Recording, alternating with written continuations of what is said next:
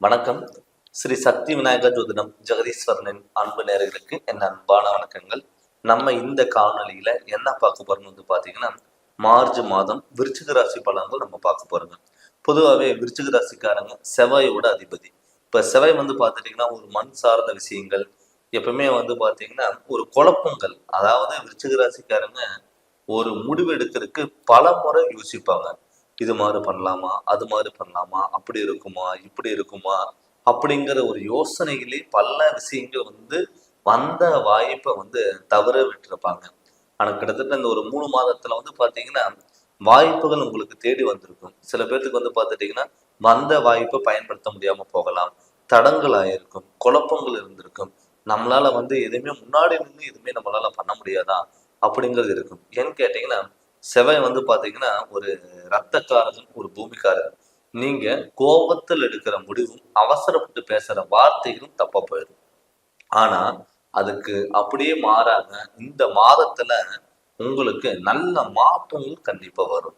ஏன்னு கேட்டீங்கன்னா உங்க ராசிநாதன் செவ்வாய் பாத்தீங்கன்னா கும்ப ராசியில இருக்குங்க. சனியோட சேர்க்கு பெற்று இருக்கு.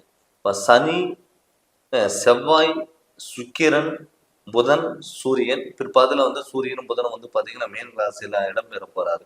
அப்படி மாறும்போது பாத்துட்டீங்கன்னா உங்களுக்கு நல்ல மாற்றங்கள் கண்டிப்பா வரும். நினைச்சதை நடக்கக்கூடிய வாய்ப்புகள் அதிகம். ஒரு முடிவில் இருந்து நீங்க அடுத்த கட்டத்துக்கு நோக்கி போறதுக்கான ஒரு வாய்ப்புகள் இருக்கும். இதுக்கு முன்னாடி பாத்துட்டீங்கன்னா நல்ல முடிவு எடுப்பீங்க. ஆனா அந்த ஃபைனல் டெசிஷன் வரும்போது பாத்தீங்கன்னா அப்படியே தடங்கலாகும்.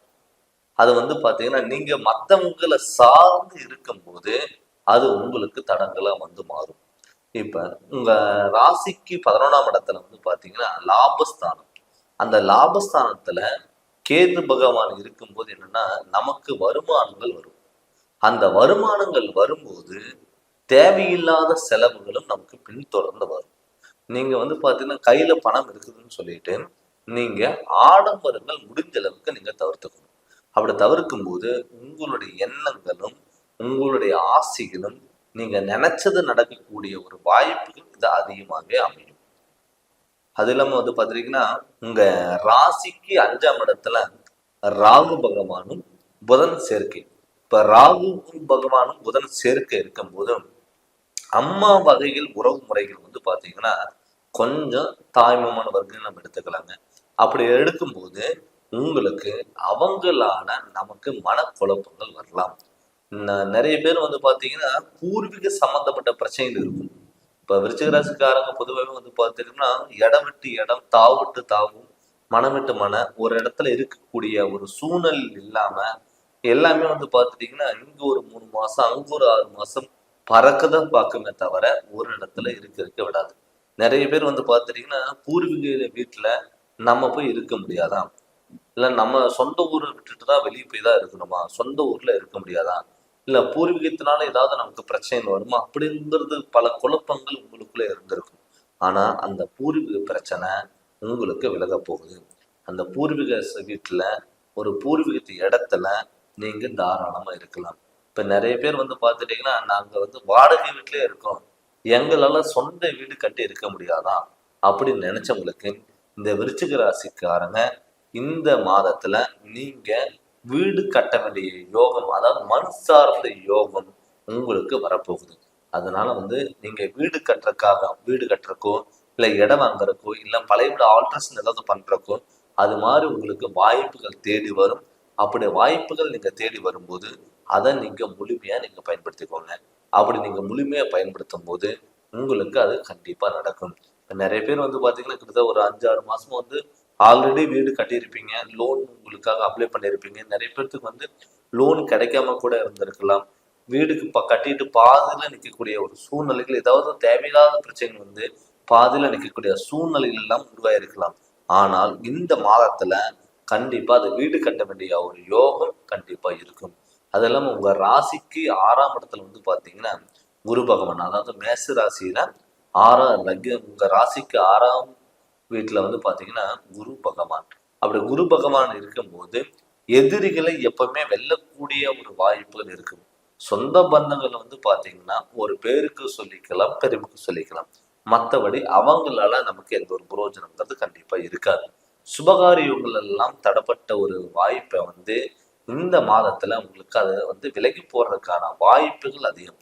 அதனால 6ஆம் இடத்துல ராகு இருக்கும்போது ஒரு தைரியம், ஒரு தன்னம்பிக்கை, ஒரு தானா ஒரு சுயநலம், ஒரு முடிவெடுக்கக்கூடிய வெளியூர் பயணங்கள், வெளிநாடு பயணங்கள் இதெல்லாம் அமைப்பதற்கான ஒரு அற்புத வாய்ப்பு தான் இந்த வாய்ப்பு. அது இல்லாம உங்க ராசிக்கு 4ஆம் இடத்துல வந்து பாத்தீங்கன்னா சனி பகவானும், சூரிய பகவானும், செவ்வாய் பகவானும், சுக்கிரன் 4 கிரகங்கள் ஒண்ணா இருக்கிறதுனால உங்களோட தாய் வகையில உடல் ஆரோக்கியத்துல நீங்க கண்டிப்பா கவனமா இருக்கிறது ரொம்ப ரொம்ப நல்லது. நிறைய பேர் வந்து பாத்தீங்கன்னா அம்மா வந்து பாத்தீங்கன்னா குழந்தைகளை பையனை நினைச்சோ பொண்ணுன்னு நினைச்சா அவங்களுக்கு வந்து மனக்கவலைகள் இருந்துட்டே தான் இருக்கும். இப்ப இந்த மாதத்துல வந்து கிட்டத்தட்ட ஒரு 4-5 மாசமா வந்து பாத்துட்டீங்கன்னா அவங்கள நினைச்சு மனக்கவலை, நம்ம பையனுக்கு நம்ம சொன்னபடி ஒரு வேலை அமைச்சு கொடுக்கலையே, வேலை கிடைக்கல, இல்லை ஏதாவது குழப்பங்கள் இருக்கு, திருமணம் ஆகாம இருக்கு, குழந்தை இல்லாம இருக்கு, தொழில எப்பதான் இவர் முன்னேறுவாரு அப்படின்னு நினைச்சு நினைச்சு பல மனக்கவலைகளை நீங்க உருவாக்கி இருக்கும். ஆனா இந்த மாதத்துல கண்டிப்பா நீங்க ஒரு வேலைக்கு நீங்க ட்ரை பண்ணாலும், திருமணத்துக்கு ட்ரை பண்ணாலும், இல்லை குழந்தைக்காக ட்ரை பண்ணாலும், ஒரு வீடு கட்ட ட்ரை பண்ணாலும் அது கண்டிப்பா கிடைக்கக்கூடிய ஒரு வாய்ப்புகள் அதிகம். அதனால இந்த மாதத்துல நீங்க கண்டிப்பா முடிவெடுத்து நீங்க பண்ணும்போது கண்டிப்பா நடக்கும்.